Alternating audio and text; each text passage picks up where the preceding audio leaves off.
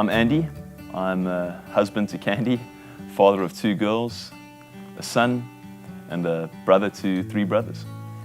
Having journeyed with the Lord for a couple of years, I came to the point of realizing that most of the great men that the Lord had used towards great things had been people who He had taken through a character building experience. This led me to the point where I prayed to the Lord that He would give me my own character building experience. And shortly after that, I was diagnosed with cancer despite having been the healthiest I'd ever been in my life, which shows you to be careful what you pray for. So we made it our decision during that time that we would use the experience to make us better and not bitter.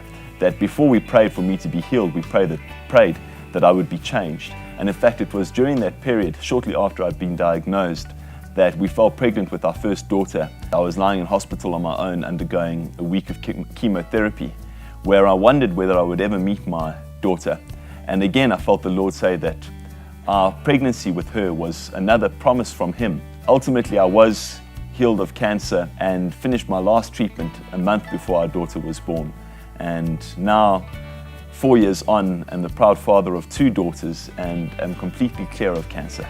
The thing that stands out for me the most about my journey with cancer is just the truth of the fact that our God is a resurrection God, and that the truth of His promises of healing and of new life are far more real than the reality of your circumstances with any illness you might be struggling with.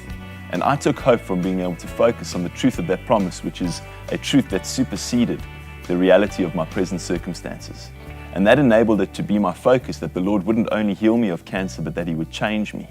And I often joke with people by saying it took 4 months for the cancer to be gone, but I needed another 4 months of chemotherapy for God to do the change in my life that He wanted to do through that character building experience. This is another story of hope from Hatfield Christian Church. Send us your story of hope or suggestions as to where we can send hope. Email us at mystory@sohsa.co.za or find us on Twitter, Facebook, Instagram, or Vine.